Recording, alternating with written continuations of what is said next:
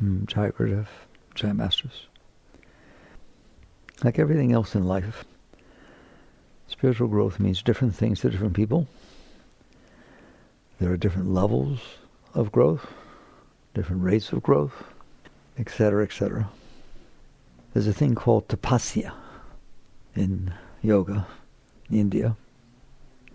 It means intense practices. You're doing tapasia. There was a great master, Upasani Maharaj. The great ones are pretty crazy. That had him build a bamboo cage that was just as wide as his body, and he would get in it and stay in there.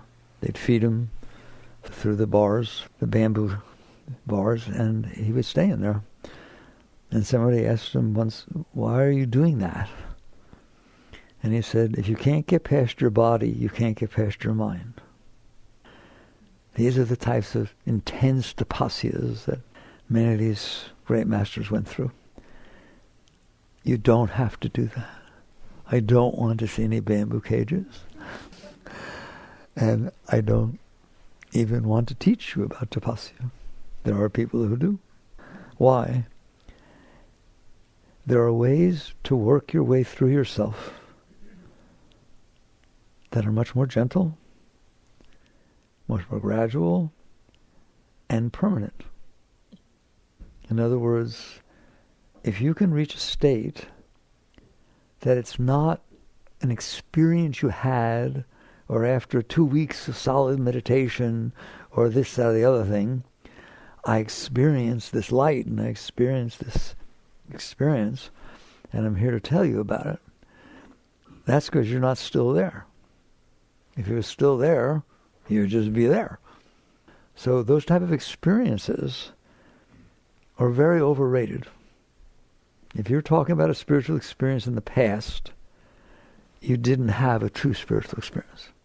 You had an experience, but you didn't get to stay there. True yoga, true spiritual teachings teach you that what you're looking for is not an experience, it's a state of being. We all have states of being. Most of them are not so comfortable. How hard do you have to work to have your mind bother you? How hard do you have to work to have emotional issues? How hard do you have to work to have things from your past that were uncomfortable come back up? That is your state of being. It's where you're hanging out. It's where you are right now. True spirituality talks about that and says, how would you like that state to be constant love, constant joy, constant inspiration, constant clarity, without any effort? And you say, how can it be without effort? Where you are right now is without effort. You have no trouble being screwed up. You have no trouble being weird, do you? And the world doesn't know how weird you are. You would never let that out, okay? But you know, you're in there. You know what goes on in there, don't you? How would you like what naturally went on in there, what I said? Just a constant upward flow of Shakti, of Chi, feeding you, raising you, and no matter what happens, that's always going on. Then you interact with what's happening.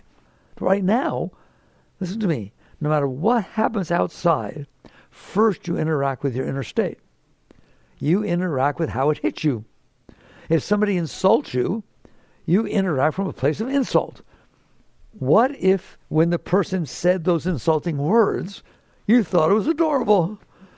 This is fun. No one ever said anything so mean to me. You win. You get the award. And you mean it because it didn't touch your state. Just like what happens now, you still get your natural state. You don't have to work to make it come up the way it comes up, do you? You can reach a state where your state is this higher state. The other one's not there anymore. And if it is, it's fun. Look, you got angry. It's not anything you have to do anything about. That's what you're being taught. That's true yoga. That's true spirituality. A permanent state of being that's risen up to where you don't have to do anything. You want to meditate? Meditate. It's a natural thing to do. doesn't matter. You're going to stay in that state. Somebody was asked Ramakrishna, fully enlightened, great, he's my hero. He's God-man, he's just gone, all right? But he still did his sadhana. He still every morning did this, and every evening did this, and he worshipped the goddess Kali, and he did all this stuff. And somebody once asked him, Master, you are so far gone beyond this, why do you still do these things? He said, I don't know, I've just always done them, so I do them. He wasn't trying to get anything. He wasn't trying to do anything. He could do something. Might as well do that. That's where I want you. And that is what you're capable of. And don't you dare doubt it. But you have to start from where you are. You have to start from seeing, this is a mess in here. It's very personal. Like AA. My name is George, and I have problems. Okay? Seriously. It's just you start just right there. Yes, I do. I have problems. Like somebody once said to me, I'm always saying positive thoughts. Why? Because they'd be negative otherwise. Trying to drown out the negative. I want to raise it to where it isn't negative, to where it is positive. Not that you're working to make it be that way and keep it that way and so on. Wouldn't you like that? You're capable of that, period. You're 100%, every one of you are perfectly capable of that state. So what does one do? How does one reach such a state? You start with simple things. I always teach you at the end, but I'm going to do it at the beginning here. When you play the piano, want to learn the piano, you learn scales. You do not learn Mozart or Beethoven, or you ain't going to get there. When you learn to play tennis, you get a coach or a ball thrower, and you do this thing called practice. And you don't start off playing the Williams sisters or Borg or somebody. You start off with things that you are capable of learning. Otherwise, you'll quit. They'll stop doing it. I can't do this. I can't do this. It is the same thing with your spiritual growth. First, you have to start off understanding, and this is hard for you, your inner state. And you know what I mean? No games, no facades. You're in there. Your inner state is the way it is because you made it that way. There's no one else in there. If you're living in your house by yourself and there's pizza crusts all over the place and roaches, you did that. Now you give me all the excuses you want. Yeah, but my husband left me, and but this happened, and but I hurt myself. Right? You can do all you want. You did. If your husband left you, you did what you did inside because your husband left you. He ain't in there. No one's in there. My kids disappointed me? No. Your kids did something. You inside created a state of disappointment. Your kids did not do that. What they did was out here. You live in there. So that's the starting position of this deep talk we're going to have today, which is you're in charge. That's your inner environment. It's nobody else's. Your parents are not in there. Your kids are not in there. Your husband or wife are not in there. Your boss is not in there. You know what else shouldn't be in there? Your past.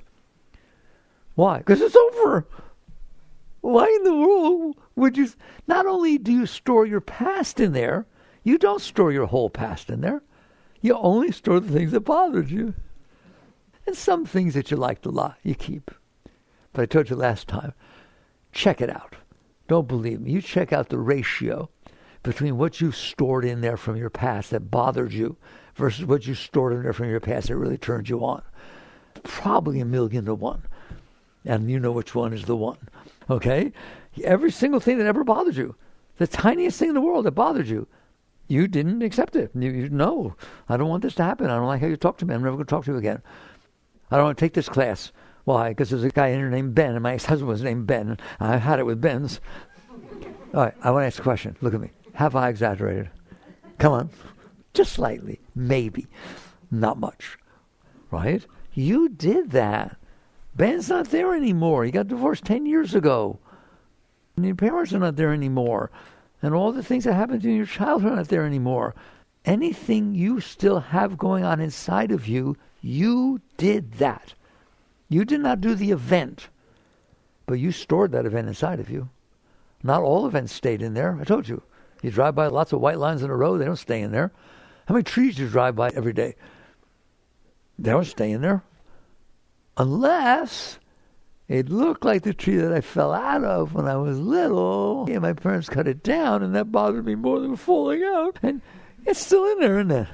Why? Why is that tree still in there? Because you kept it in there. You used your will to say, no, I don't want this to have happened. So I don't want this to have happened, so I'm going to make sure I remember for the rest of my life that it happened. Like psychology talks to you as if you don't have a choice. Yoga does not talk to you that way. Yoga sits there and says, wait a minute, if you're the only one in there, then you're in charge. The devil's not in there. You're in there. And you decide. Trouble is you don't decide consciously. You decide reactively. Something happens, doesn't feel comfortable. You react by pushing it away, by protecting yourself. I had to protect myself. You protected yourself by keeping it? Is that a rational thing to do? This thing happened. I couldn't stand it. I couldn't handle it. So I kept it inside of me so it can keep coming back up, reminding me of what it was like. Why? So I'm sure it'll never happen again. It's happening every minute of your life. You kept it inside of you. So you have to understand, you did this. You're the only doer in there. Okay? God did it. Where does God fit in? God created the heavens and earth. God's in charge of the moments that unfold in front of you. But you're in charge of what you did with those moments. The Bible literally says you were given free will. That's what it means. It's really deep. But what about God's will? God's will is holding the atoms together. God's will is creating the whole entire universe. Every atom, every proton, every photon, every single thing in creation, all the subatomic particles, they're being created out of the God's consciousness, and they're being held together through all of form, manifesting as you see them now, all God, all God's laws, all whatever the heck it is. And you have free will. God can manifest a flower on a tree, and you get to pick it. Can't you? You have free will. It's really amazing to look at, all right? That's the game. That's how God's playing with himself. He created the whole universe, the consciousness. Then he put his consciousness down into each one of you and said, go play video games. Let's see what it's like. I want to know what it's like to play chess with myself. That's what you're doing. But you get so lost in your own will, in your own psyche, that you don't know that you're really the same consciousness. That is literally what's going on. So what's the purpose of creation? It's God's dance, God's sport. It's the universal sport of creating and experiencing and dancing with itself. And you're it. Your consciousness is that consciousness lost in your thoughts, your emotions, your body. Now find your way out. Okay? That's a good starting point. So basically what's happening is you're in there. Things happen. Yes, things happen. There's a starting point of our discussion. Do things happen? Have you noticed things happen? Have you noticed there's weather? Which one of you noticed there's weather?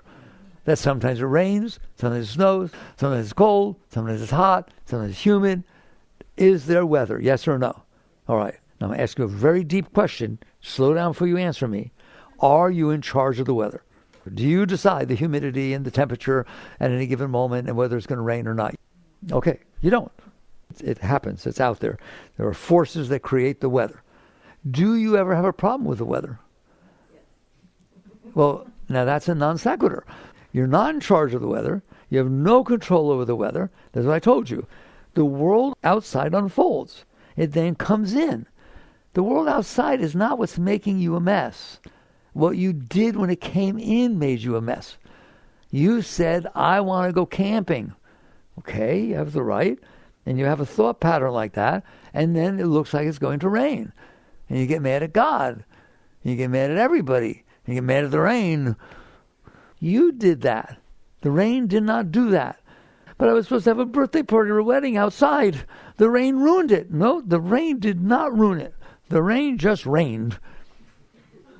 It had no intention, has no will of its own. It was not God punishing you. It was not anything. It was just rain. You want to know why it's raining? Go study meteorology. I swear you could spend your whole life studying meteorology to find out why it rained at this particular time. And it had nothing to do with you. All right? But you take it personal. That's the essence of spirituality, that word personal. What do you mean? The rain is not personal, but it is when it goes into you. Why? Because you did it. You made it personal. You decided I didn't want it to rain. So you're deciding that it's a problem. How's that? Is rain a problem? If I hadn't given you this talk yet, you'd say it depends. Wouldn't you? You'd say it depends on what I wanted. Rain is not a problem. Rain is. Rain is. That's what life is. It's what manifests. I teach you that over and over again, like a scientist. There are causes that cause things to be the way they are. That's what science studies. Causes and effects. That's why things are the way they are. It doesn't mean you can't do something about them. I didn't say that. But you cannot have them not have happened, especially your past. None can argue with that. You cannot change your past, period. But you can change how you dealt with your past. You do not have to have the fact that mommy and daddy got divorced and had a big fight and you hurt you when you were 3 or 5 and you're now 55. You're not in charge of the fact that mommy and dad had a fight. You're not in charge of the fact that you happened to be present. You couldn't sleep that night and you were there and you heard it all. That's just the rain. That's like the rain. It's what happened. There are causes, lots of causes, including what mommy's mommy did to her and what daddy's daddy did to him. All right? It's just there's causes for everything. It has nothing to do with you, just like the rain doesn't. But it unfolded in front of you, and when you were at a young age, you were not able to handle it. What does that mean? It came in, and you resisted it. It wasn't okay with you. It hurt you. It bothered you. And so you protected yourself from it by pushing it away. Just like you protect yourself if somebody takes a swing at you. You protect yourself. So inside, you protected yourself by pushing it away. Fine. Trouble is, it was 50 years ago. And there's nothing to protect yourself against anymore, is there? But you're still doing it. You still resent your mother and your father. You still don't want to get married because you don't want your kids to go through what you had to go through. You got all kinds of stuff came from that. That's what Freud taught you, isn't it? It all got built on top of that. All your psyche, all your preferences, your hopes, your dreams, your values, they're built on top of the stuff you stored in there because you don't want it to happen again, or you do want it to happen again. So you pushed it away. It's not going to go away unless you let it go away. Why? Because you're the reason it's there. And you're going to argue with me. You say, no, I'm not. I didn't make my parents get divorced. No, you did not make your parents get divorced. But you stored it in there and you have not let it go. That's your job. That's your will. Okay? A little more distance. But it rained and we have a wedding outside and it rained. Okay. It is not your fault that it rained. It is your fault that you couldn't handle it. Right or wrong? Right. Okay. I'm glad to hear it. We got to get some ground rules here, right? You're in there. You could have said, look at the cake, it's melting. This is so exciting. Look, everybody's wet. You could have done that. Who stopped you from doing that? Your ego. The stuff you built inside yourself that couldn't handle something. You're embarrassed, you're ashamed, you ruined your wedding day. Instead of accepting the reality that happened, you resisted the reality that happened. I'm using big words now. Acceptance and resistance are very, very big words. Acceptance is a very spiritual word and leads to a very great state like we talked about where it's always okay in there. If you can accept everything that ever happened, is happening, and might happen, you ain't got no problems. Doesn't mean you like it. Doesn't mean you have to participate in it. Doesn't mean you can't do something to help it along once it takes place. But you can't change that it happened in the past. And you can't change that it's happening right now. Like literally in the here and now, you have no power to change what somebody just said. What you do have power over is how you react to what they said. How it hit you inside and how you're dealing with it. That's the only power you have. That's the power of will. You have that power. So there's the ground rules of why your state is. We covered a lot right here. Why is my state such a mess? Your state is such a mess because you stored everything that ever bothered you inside of you. If you store everything that ever bothered you inside of you, you're going to be bothered. But not if I get everything the way I want. Not if I get them to say they're sorry. Not if I find somebody who exactly fits my problems and so on and treats me the way I want to be treated, then I'm okay. No, you're not okay. You've compensated for the fact that you're not okay. Now, again, you tell me, you've been around the block. How long does that last? that you can compensate for your problem and that makes the problem go away. It never makes the problem go away. Never. All it does is suppress it further, put a Band-Aid. Actually, you know, call it putting a Band-Aid over it. Putting a Band-Aid over a cut does not rid of the cut. It hides it. So that's what you said. If I don't have to feel it, if being in your presence that's what relationships do sometimes.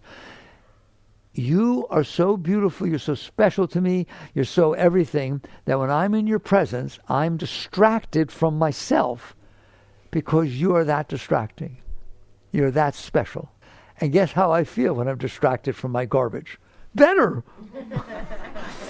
Guess how long you have the ability to distract me from my garbage? You tell me. You've been around the block a few times. It can't last. That garbage is real. The distraction is temporary, momentary.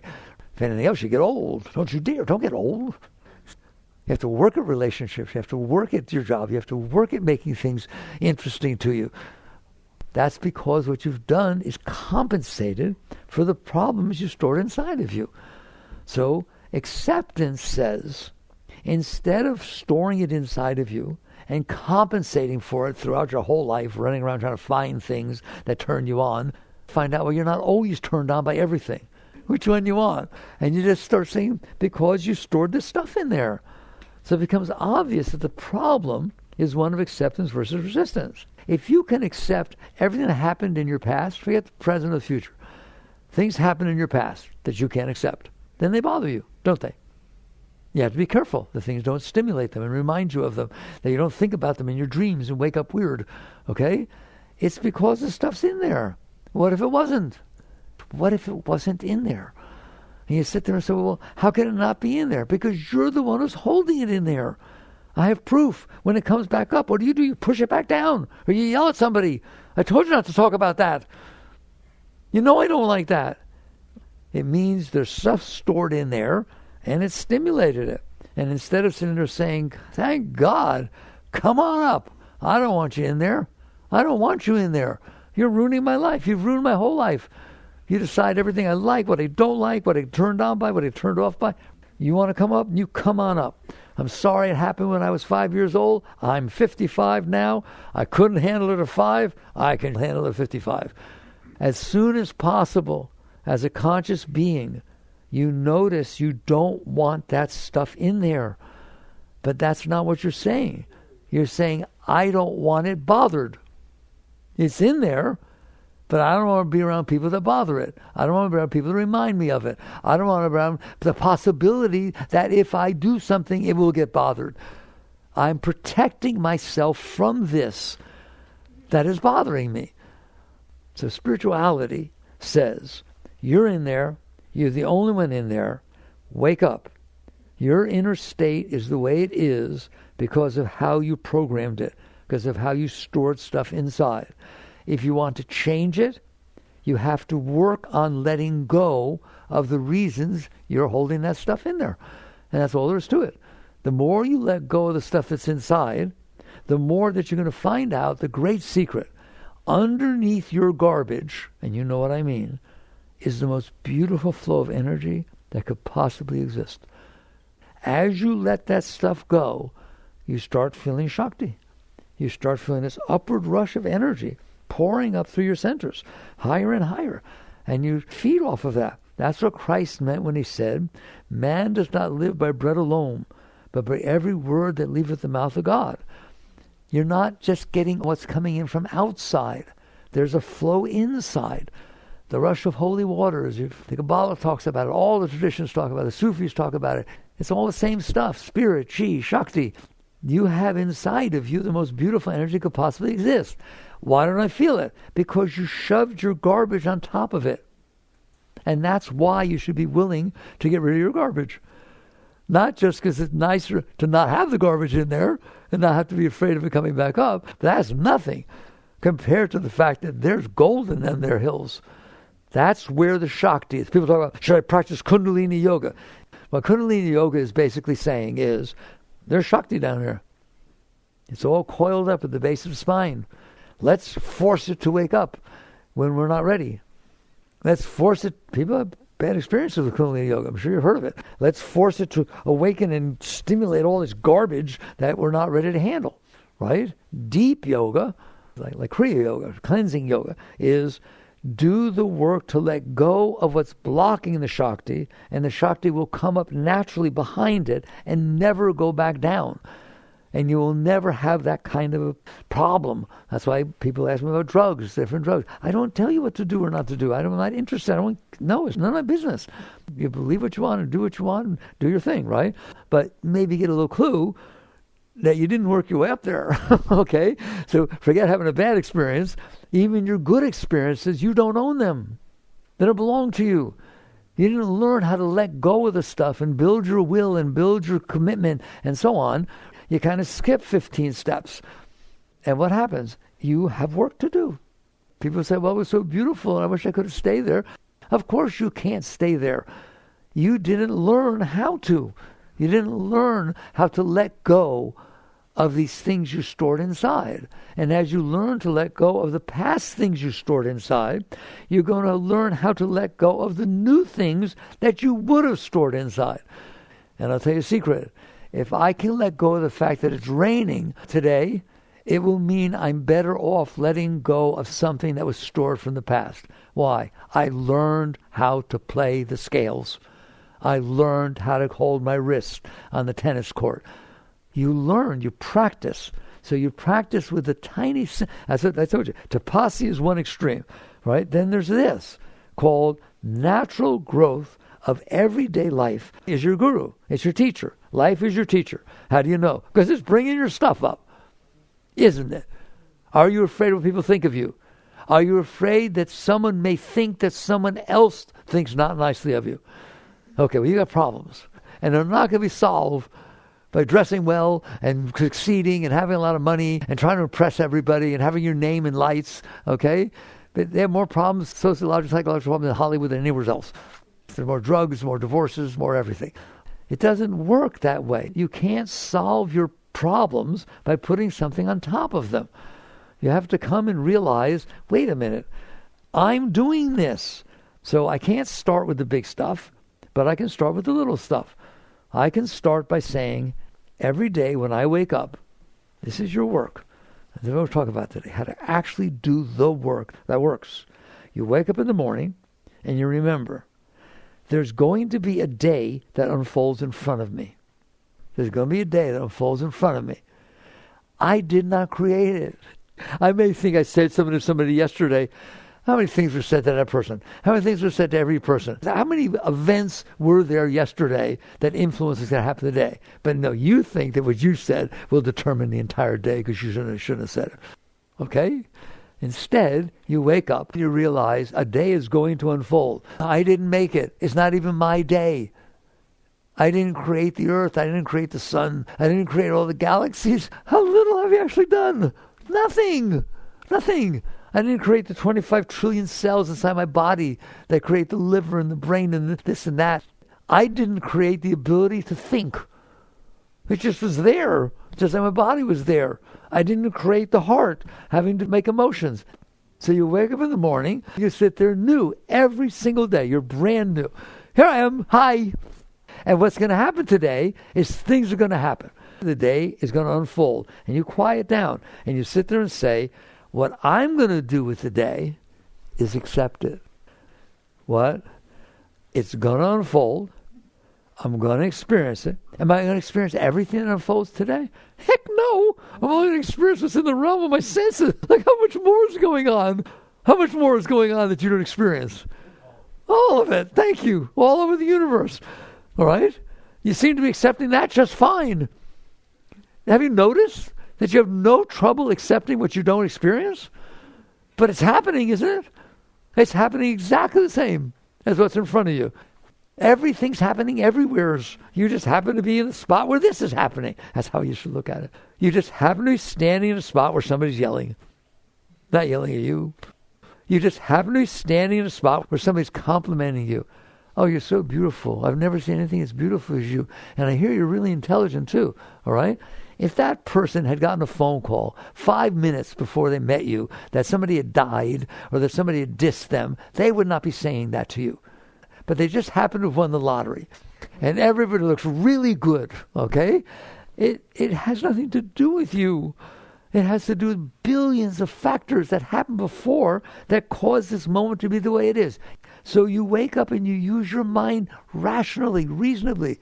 You wake up in the morning and you say, things are going to happen in the vicinity of my senses today, and I'm going to learn to accept them. What does that mean? Do nothing about them? I didn't say that. You just accept the reality that it happened without freaking out or getting weird inside. Then you see if there's something you're supposed to be doing about it.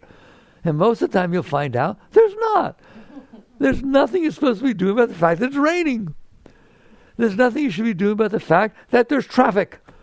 There's nothing you should be doing about the fact that the driver in front of you is driving 15 miles an hour below the speed limit and you can't pass. There's nothing to do about it. If there is, do it. Pass. But don't tailgate and beep. That doesn't do anything. Road rage.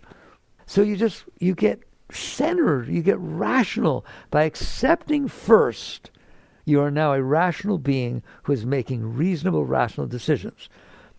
And if you ask me, well, what decision should it be? The moment will tell you whether there's something you can do about it. The rain's pouring. What should I do about it? Nothing. Go inside. It's all very rational. It's very centered. It's very clear. It's just not personal reaction. Acceptance leaves you clear.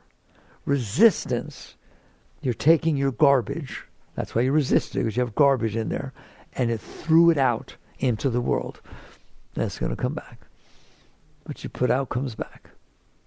So you wake up and you realize in the morning when I wake up, I'm going to handle the different situations that present themselves to me. Now, are you going to? Heck no. You don't stand a chance. Okay? But that's like saying I'm going to play the piano and I can't even play the scales. That doesn't mean you can't learn. There's this process called learning, and you can learn how to deal with things, but you have to want to. You have to sit there and say, that's my objective, to be able to handle reality. So you sit there and you make it a game, and you say every morning, I am going to honor and respect reality. I'm going to experience it, and then I'm going to decide whether there's something I'm supposed to do about it. Right? So what's going to happen? You're going to go out there, and something's going to happen. The electric toothbrush doesn't work. I just changed the batteries. What's going on? Can't even handle that. And so you look at that and you say, how is that resistance going to help this situation? I just want you to be rational. I'm not talking about religion or philosophy or anything like that. You just be rational. How does getting upset and resisting the fact that the electric toothbrush didn't turn on going to make it turn on? That reactive energy does no good at all. So it's a perfect case for looking at it and catching yourself and remembering, I just got out of bed and I said I'm going to handle what happens to me today. Uh-oh, this happened. But this isn't part of it. Everything's part of it. Everything that happens to you throughout the day is part of what happens to you today, isn't it? Everything, period. And so now you're sitting there and there's a toothbrush or whatever it is, doesn't work, and you catch yourself doing what? That anger, that frustration, that's all because of the garbage you stored inside. It needs a way to get out. So it uses these excuses. Well, of course I got upset. Look what you said to me. Okay? If you were filled with love, that's how I want you to compare from now on. If you were filled with love, Shakti, and ecstasy, would you get upset because somebody said something? No. Heck, if I'm trading off that beauty for the garbage. So it's not true you have to react that way. And so you work with yourself. Now, meditation helps. Mantra helps. All the yogic techniques help. You have a moment to make the decision to accept or resist. It becomes a conscious decision. And if you ever decide to resist, where do you see what comes back? You're really going to grow then. Let's give this person a piece of my mind. They can't talk to me like that. That's ridiculous. I can't let the relationship be like that. Go on, give them a piece of your mind. See what comes back. It will degrade the relationship 7,000-fold, as opposed to you sitting there saying, I can handle this. I can handle it. I don't like it. I can handle this. And then saying something to diffuse the situation, to raise the situation, or walk away. Anything's better than you thinking that you're going to fix this situation by throwing junk up on top of it. How often has it helped throwing junk on top of it? So you start practicing. This is like practicing tennis or practicing piano. You practice being centered. You practice being higher than you would have been. That's all. It's not a philosophy. You can see that energy that reacted because of what somebody said or somebody did or didn't say or did say, whatever it is that came up in me, that is not who I am. It is an energy I experienced, and I don't have to express it. I don't have to push it back down. Well, what if I push it back down? If all you can do is push it back down instead of fighting with somebody, but I'd say push it back down. But remember that you did that, right? And let it come back up. Release it some later. But as opposed to expressing it outside, maybe you have to push it down. That's not the highest thing you can do with it. There's 3 things you can do with your energy when they come up. 1, push it back down. Suppress it. Push it back down. I don't highly advise it. It's like a virus down there. You can't even tell where it's going to go. It starts spreading everywhere. It shows up. You start talking to somebody. You're a guy, or your girlfriend's talking to you, and all of a sudden you say to her, she says, "My mother talked to me like that. You sound just like my mother." "I'm not your mother. I'm a guy." It hit the stuff, and it came up. So one thing you can do is push it back down. The second thing you can do is express it. Now, there's lots of ways to express it. Psychology and different nice new agey things will tell you, put sugar on top of it, and just, yes, I know you had to say that, and I appreciate and respect the fact that you have things going on inside of you that cause you to say that, and I honor and respect your right to say that, right? There we go. Now we've coded it, but we still let it out, didn't we? Okay? Or you let it out. "You're not talking to me like that. Period. Not talking like that. Get out of here. I don't want to see you ever again. You're not talking to me like that." Woo. I know you've never said anything like that to anybody. Okay? That's it coming out unfiltered. Or you can raise it, all right? But there's a third thing that no one teaches you that can happen with that energy. It's called transmutation. And it's the highest form of yoga. What does that mean? The energy has come up and it hits your stuff. So you push it back down. Not so good. Energy has come up, it hit your stuff, which caused it to get disturbed, and it came out. Or you worked with it to make it a little bit nicer, but it's still the reaction of your stuff. What if you could handle what it felt like to have that energy coming up, and you actually were grateful that it's coming up because I don't want it in there? I don't know about you. I don't want it in there. I'm not going to justify, but anybody would be like that. I'm not anybody. Remember I talked to you about, there's a state you can go to where you're always high. You're always filled with love. Well, that's not anybody. Okay? Make sure you sit your eyes high enough. And you sit there and say, I don't want this. Do you want your stuff in there? Yes or no? Okay. Remember that. I don't want it in there. I don't know how to get it out. I don't know what to do. It hurts when it comes up, right? And I'm reactive, right? So you don't push it down. You don't have to let it out. You breathe inside. You do your work inside. You can do your work inside. Psychologists don't always tell you that. Yoga tells you that. You're able to transmute these energies. What does that mean? It's coming in. It's starting to feel like anger. I can feel it. It's down here in my gut. It's starting to rumble. You know, right? You feel it before it happens, don't you? So what do? I've learned. Relax. Relax. That's what I teach you. Relax. How do I relax? It won't relax. Anger does not know how to relax. Jealousy does not know how to relax. I didn't tell it to relax. I told you to relax. That's the difference. What do you mean? You are in there experiencing this energy. Are you not? Who are you? You're not it. You're experiencing it. If I see the wall, I'm not the wall. I'm the seer of the wall. If you feel anger or jealousy or insecurity, you're not anger or jealousy or insecurity. You're the one who's experiencing jealousy, anger, and insecurity, right or wrong. That's called stepping back one step to where you realize I'm the awareness of the thing. I'm the consciousness, and it's the object of consciousness. You are not angry. You're experiencing anger. You're not jealous. You're experiencing jealousy. You're not self-conscious. You're not embarrassed. You're not guilty. You're not ashamed. You're experiencing these things. Do you see the difference? So when you learn, and some of your practices can help you do that, meditation or yoga, or asanas and so on, or mantra and so on, will help you stay centered. So that now this stuff starts to come up, and instead of getting lost in it and either suppressing it or expressing it, you look at it and you step back into the seat of consciousness. You step back to where you're seeing from instead of what you're seeing. Now, I know that sounds complicated, so the way I explain it, and what I teach you all the time is, I'll tell you want it simple? Relax. But the jealousy is not going to relax. The anger is not going to relax. The self-conscious is not going to relax. Don't you dare try to make them relax. The Buddhists teach you everything has its nature. Jealousy has its nature. Jealousy. Anger has its nature. Anger feels certain ways, doesn't it? You have your nature. Just because you're looking at it, that doesn't make it your nature. You're still the self, the consciousness, the awareness, seeing this. You relax. That's the deepest thing I can teach you. You relax. Don't try to make it relax.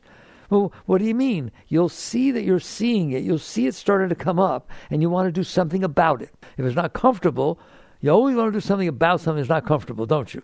What you should do about it is relax. It's the last thing in the world you want to do. You want to stop it from being there. You want to stop from feeling it. Just relax. Back here, relax. Let go. Relax. They mean the same thing. Relax, let go. You can't relax unless you let go. You can't let go unless you relax. Do you understand that? I'm in a tug of war. I'm losing. I'm getting dragged through the mud. I don't want to do this. I don't want to do this. How do I do it? How do I fight this? All right? Relax your hands. How's that going to do anything? Try it. You relax the hands. You're not connected anymore. Relax. Let go. That's exactly what it's like inside. You're in there. It's pulling you into it, isn't it? It's powerful. Anger, jealousy, insecurity, fear, all kinds of things are very powerful, aren't they? They come from below. You're always experiencing them. They will pull you into them. They have a power, like a magnetic power. They pull you. They want to express themselves, but you have to participate. So they go to pull you into them. And when they do pull you in, you say, I lost it. Don't you? I lost it. I was centered and I was trying to keep it together, but I lost it. I'm sorry, I lost it. What did you lose? You lost your center. You lost your seat of consciousness. Where did it go? It got pulled down into the stuff. The highest way to learn not to do that is not how to not have it happen. Is not to go have him apologize that ever said anything you didn't like for the rest of your life. You understand that? You're not going to get rid of the stuff that way. The highest way is to sit there and say, I'm in here. It's pulling on me. How am I connected to it? How can it pull on me? Because you're holding on to the other end of the rope. You're literally not letting go. You're sitting there saying, I don't like it. I hate it. I don't like it. Yeah, that's still dealing with it, isn't it? You're holding on to it. If you can relax, just relax your shoulders, relax your chest, relax your tummy. Just do your best. Relax. Let go. Go through the process of letting go. The process of letting go. Leave it alone. You let go. And you're going to find out there's some room there between you and it.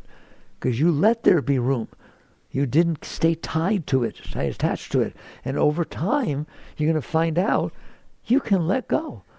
All right? But then someone says, okay, it came up. I relaxed. Now what do I do? Nothing. Well, don't have to get rid of it? No. You do not have to get rid of it. You were the one that was pushing it down there. But you were doing it subconsciously. You didn't realize you were using some of your Shakti, some of your energy, some of your will to push that thing down. Now it started to come back up, and you participated in it. If you relax, then you're not feeding it anymore, and it will fall off right away. No, you wish. How many times will it take? Ready? I have the answer to that. People ask that. How long will it take? How many times will it take? Ready? None of your business. It will take the time it takes.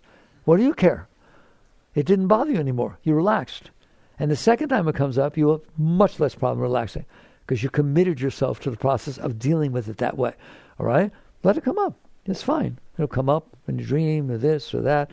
Fine. Eventually, not only will you accept that it's coming up and accept that you surrender, you will welcome it. You will love that it's coming up. Literally. You'll throw it a party. Come on up. I don't want you down there. There you are. Come on up. And then you're going to find out that it isn't just that you can relax. You can help it, but not by fighting it and not by neutralizing it. It's very beautiful when you get to the state. You reach your hand down and you say, give me your hand. I'll help you up. You're higher than it is. You're the highest thing there is in the universe. But you're certainly the highest thing inside of you, the thing that's looking at everything else, the consciousness. And you're not afraid of it anymore. And you don't fight it. And you don't want it to go away. You treat it like a child that was locked in a closet for a long time and psychologically disturbed, because that's what it is. You locked that thing in a closet for a long time, didn't you?